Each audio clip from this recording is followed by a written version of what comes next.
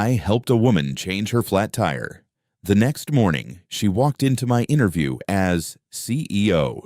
The last person I expected to see at my job interview was the woman whose flat tire I had changed the night before. Yet there she was, standing at the head of the conference table, looking directly at me. And for a few long seconds, neither of us said a word. I had spent half the night helping her on the side of a lonely highway outside the city. She had been dressed in simple jeans and a gray jacket. No makeup, no expensive jewelry, no signs that she was the CEO of a company worth hundreds of millions of dollars. Now she wore a tailored navy suit and carried herself with the quiet confidence of someone used to making difficult decisions. The interview panel looked between us.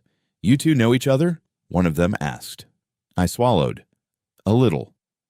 A tiny smile appeared on her face. "Very little," she said. And suddenly, I knew this interview was going to be unlike any I had ever experienced. My name is Ethan Parker. At the time, I was 34 years old and worked as a maintenance technician for a manufacturing company. I wasn't unhappy with my life, but I wasn't exactly where I wanted to be either. The company I worked for had recently announced layoffs. My position survived the cuts, but barely. Everyone knew more changes were coming. So when a larger engineering firm posted an opening for a facilities operations manager, I applied. It would mean better pay, better stability, and honestly, a chance to finally stop worrying about every unexpected bill. The interview was scheduled for a Thursday morning. The flat tire happened Wednesday night. I remember it clearly because rain was falling in steady sheets across the highway. I had stayed late helping a co-worker repair a malfunctioning conveyor system. By the time I headed home, traffic was light. About 20 miles outside the city, I spotted a vehicle parked on the shoulder, hazard lights blinking. At first, I drove past. Then I noticed someone standing beside the car, alone, in the rain. I looked in my mirror. Something about it bothered me. So I turned around. When I pulled up behind the SUV, I saw a woman crouched beside a completely shredded tire. She looked frustrated, more than scared. As I approached, she stood immediately, cautious, guarded, ready to leave if necessary. "Everything okay?" I asked. She gave a tired laugh. "Does this look okay?" I glanced at the tire. "Fair point." She crossed her arms. "I've watched 6 tutorial videos." "That's promising." "It isn't. None of them mentioned being soaked in freezing rain." That earned a smile from me.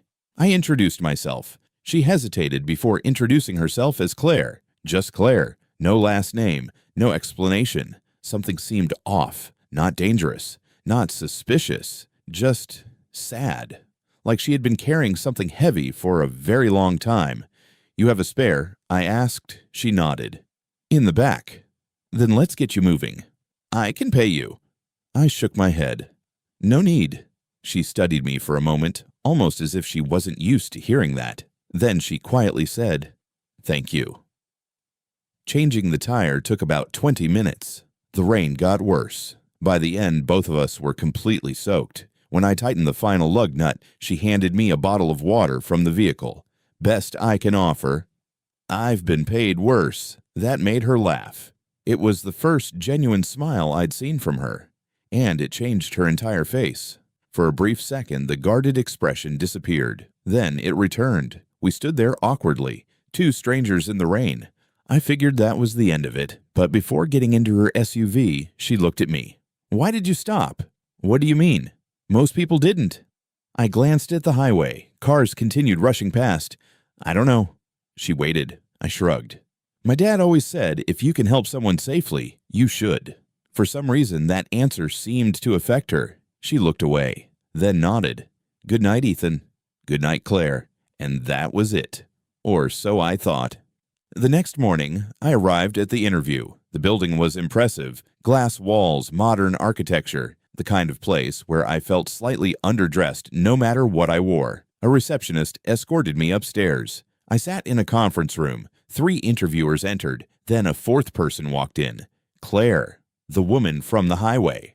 The woman I thought I would never see again. For a second, genuine surprise flashed across her face. Apparently, she hadn't expected me either. The interview began, and to her credit, she acted completely professional. No favoritism, no special treatment. If anything, she asked the toughest questions. Questions about leadership, problem solving, accountability, managing teams during difficult situations. I answered honestly. because that's all I knew how to do. When the interview ended, I assumed I'd never hear from them again. After all, there were probably candidates with better resumes, more management experience, fancier degrees. But that afternoon, my phone rang. I got the job. The first few months were intense. The company was growing quickly. There were constant challenges. Equipment failures, vendor issues, budget decisions, staff concerns. The work never stopped. Neither did Claire. As CEO, she seemed involved in everything, not in a controlling way, more like someone carrying responsibility for hundreds of employees. I respected that. Most people were intimidated by her. I wasn't, not because she wasn't powerful, but because I'd seen her standing in the rain beside a flat tire. That version felt more real. Over time, our paths crossed frequently, sometimes during meetings, sometimes during facility inspections, sometimes just passing in hallways. The conversations started small, work topics, project updates, harmless jokes, but gradually they became something more. Not romantic, not yet, just human. One afternoon, I found her sitting alone in the cafeteria long after lunch had ended, staring out of the window, lost in thought. I was about to leave when she noticed me. "You don't have to look concerned." I smiled. "You looked concerned." I was thinking, dangerous activity. That earned another laugh. I sat across from her. For several minutes, neither of us spoke. Oddly, it wasn't uncomfortable. Eventually, she said, "You know something strange." "What?" "You never seem nervous around me." "Should I be?"